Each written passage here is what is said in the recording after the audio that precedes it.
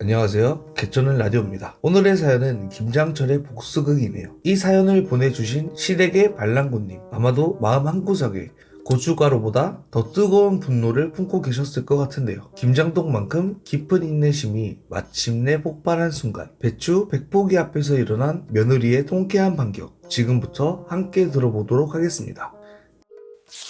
지금 생각해도 웃음이 나오네요. 그러니까 이건 지난 겨울에 있었던 일이고 김장철이었어요. 아시는 분들은 아시겠지만 김장철만 되면 특히 시댁에서 매번 김장하시는 분들은 잘 아실 거예요. 이게 정말 보통 일이 아니잖아요. 요즘은 사 먹기도 하고 많이 바뀌었다곤 하지만 아직도 시댁에서는 며느리한테 김장으로 눈치 주는 경우가 생각보다 되게 많잖아요. 특히 명절이나 김장 같은 집안 행사 때는 진짜 생각만 해도 스트레스 받는 일이에요. 저는 결혼한 지 5년 정도 됐는데 사실 제가 좀 많이 퍼주는 편이에요. 너무 퍼주다 보니 오히려 손해보는 스타일? 대학 때도 룸메이트들 다 챙겨주고 남자친구한테도 너무 잘해주고 결혼하고 나서도 시댁에 진짜 잘하려고 노력하는 그런 며느리였어요. 제가 결혼한 집안은 경상도 양반 집안이에요. 그러니까 아직도 종손이 어쩌고 저쩌고 집안 행사를 굉장히 중요시하는 그런 집안이었어요. 시어머니는 70대 초반이신데 완전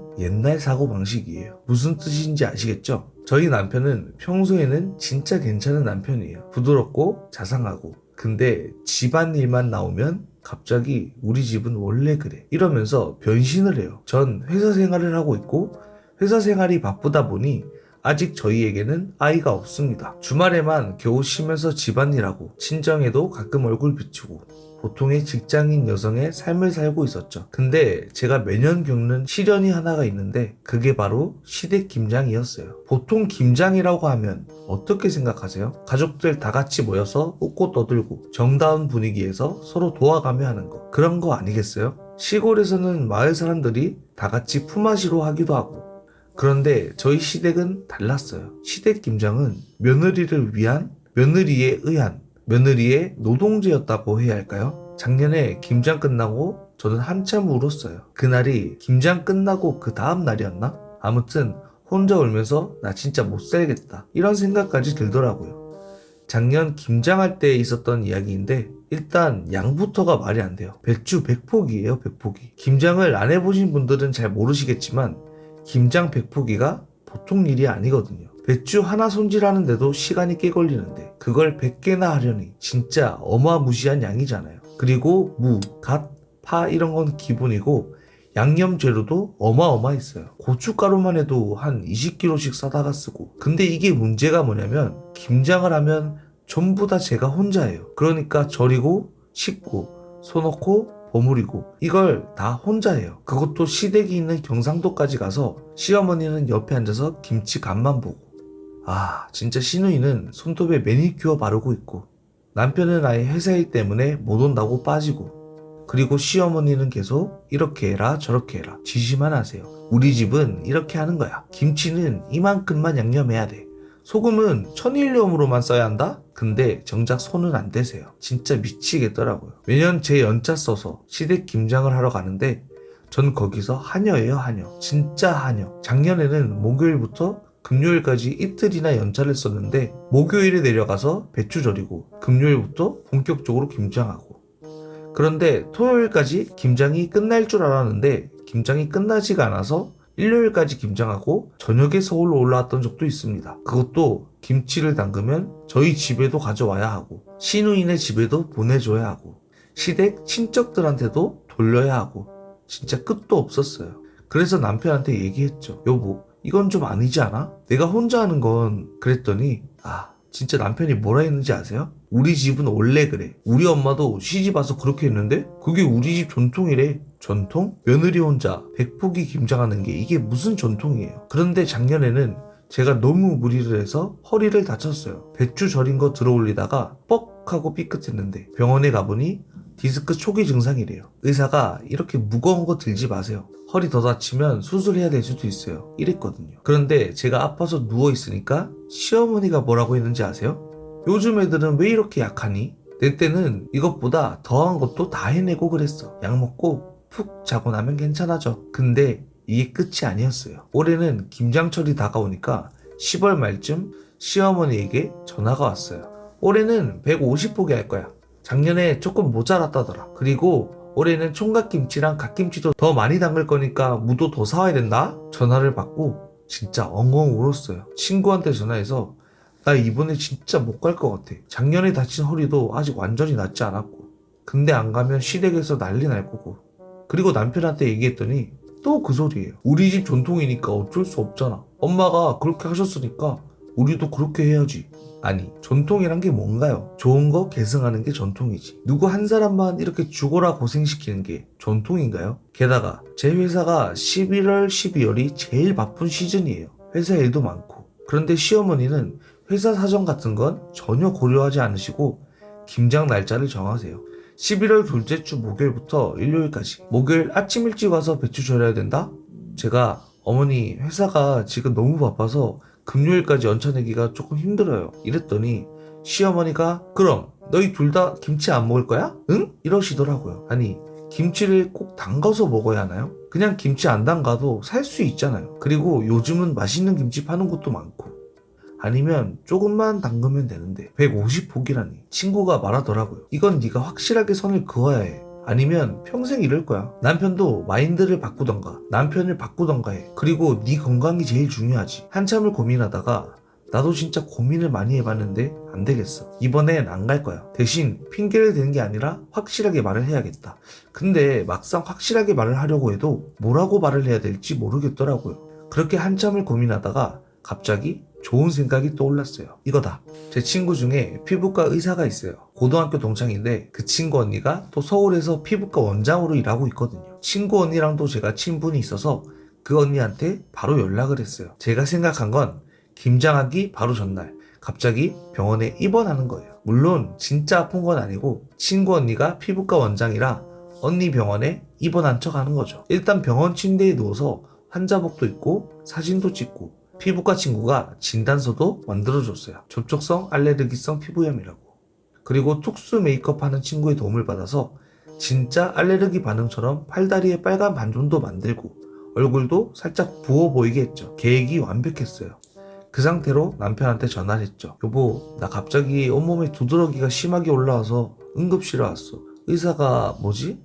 접촉성 알레르기성 피부염이래. 김장할 때 쓰는 젓갈이나 고춧가루 같은 걸 만지면 안 된대. 그리고 주치의가 최소 일주일은 입원해야 된대. 그 말을 듣더니 남편이 어떻게 했을 것 같아요? 의외로 완전 깜짝 놀라선 병원으로 뛰어왔어요. 그리고 제가 병실에 누워있는데 팔다리에 빨갛게 반점이 있고 얼굴도 좀 부어있고 약주사 맞는 척도 하고 완전 그럴싸하게 하고 있었죠. 남편이 병원에 도착해선 의사한테 물어보더라고요. 이거 심각한 건가요? 제 친구가 진지한 표정으로 네, 꽤 심각한 알레르기 반응입니다. 특히 발진 부위가 확산되고 있어서 걱정이에요. 고춧가루나 젓갈 같은 자극적인 음식 재료를 절대 만지시면 안 됩니다. 최소 일주일은 입원하시고 지켜봐야 돼요. 남편이 당연히 놀라서 어떻게 내일 김장인데 이러니까 저는 울먹이면서 여보 미안해. 근데 의사가 절대 고춧가루나 젓갈 같은 자극적인 재료는 만지면 안 된대. 심하면 평생 알레르기로 고생할 수 있대. 여기서 남편의 반응이 처음에는 그럼 어떡하지?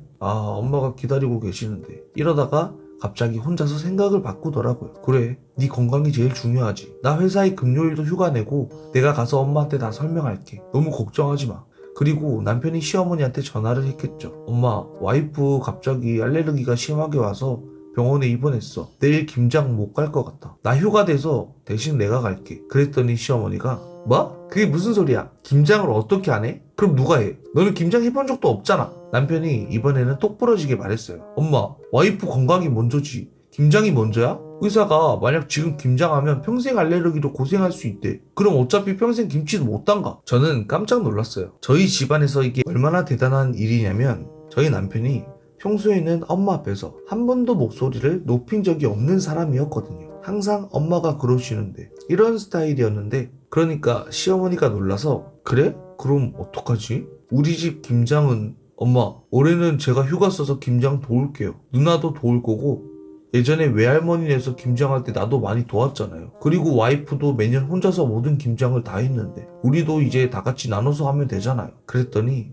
시어머니가 잠시 말을 못 하시다가 그럼 올해는 뭐 어쩔 수 없지. 근데 김장은 해야 해. 절대 안 하면 안 돼.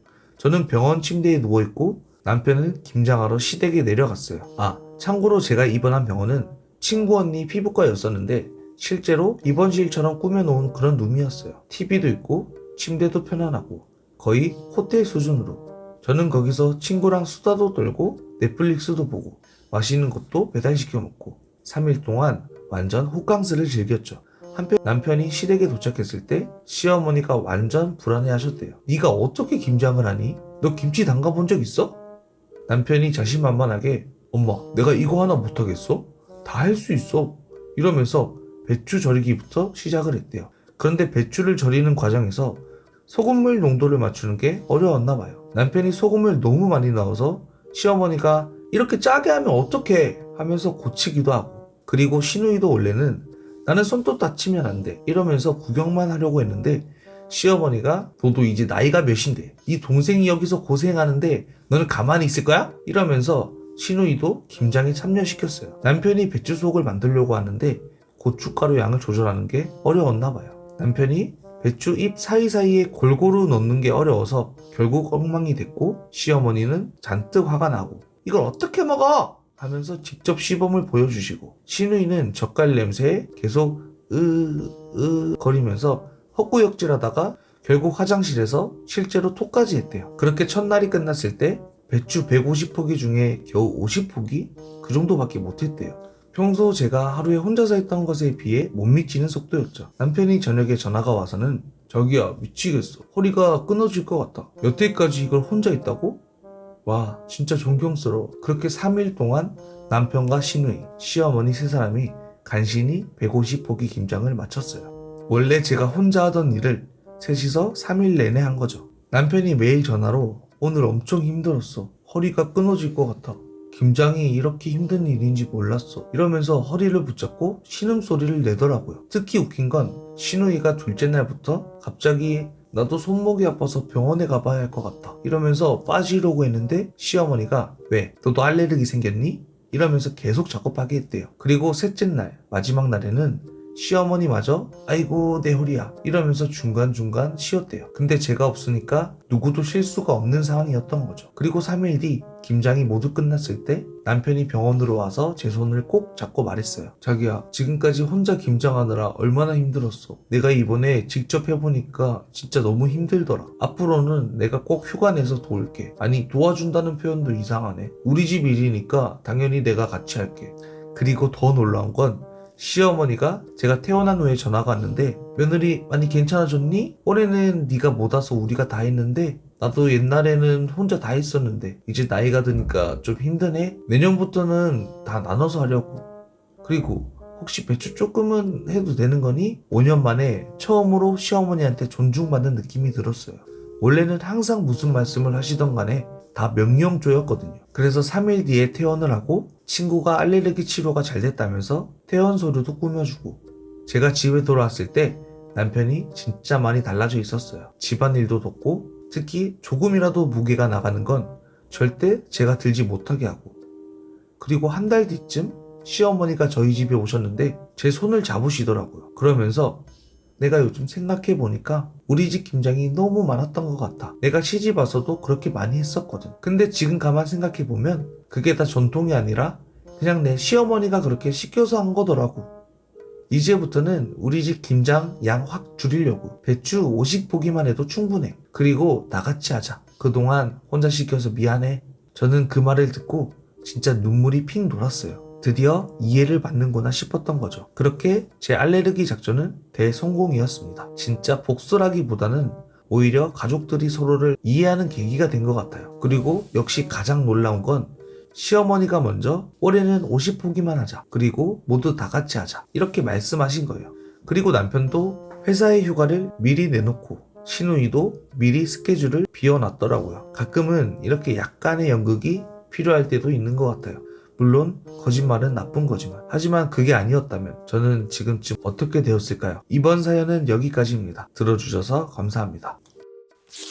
이 사연 정말 대박이었죠. 사연 보내주신 분 진짜 용기 있으신 분 같아요. 알레르기 작전으로 5년 만에 시댁 김장 문화를 바꿔버리다니. 그리고 병원에 누워 계실 때 저는 개인적으로 가장 통쾌했던 것 같습니다. 근데 생각해보면 이런 상황까지 가기 전에 서로 마음을 열고 대화할 수 있었다면 어땠을까요? 김장이든 명절이든 한 사람만 고생하는 집안 행사는 그건 절대 행사가 아니라고 생각합니다. 가족이라면 함께 웃고 함께 일하고 함께 힘들어하면서 추억을 만들어가는 게 아닐까요? 시부모님들도 며느리들도 남편분들도 모두 듣고 계시면 한번 생각해 보세요. 내가 혼자만 쉬고 있는 건 아닌지, 누군가에게만 너무 많은 걸 기대하고 있는 건 아닌지, 여러분도 비슷한 경험이 있으시면 댓글로 나눠주세요. 여러분만의 시댁 생존기나 복수 성공담이 있다면 더욱 환영입니다. 여러분의 사연도 기다리고 있으니까 개쩌는 라디오 이메일로 사연 많이 보내주세요. 그럼 오늘도 개쩌는 라디오 들어주셔서 감사합니다. 구독과 좋아요 잊지 마시고 다음 시간에 또 찾아뵙겠습니다. 안녕.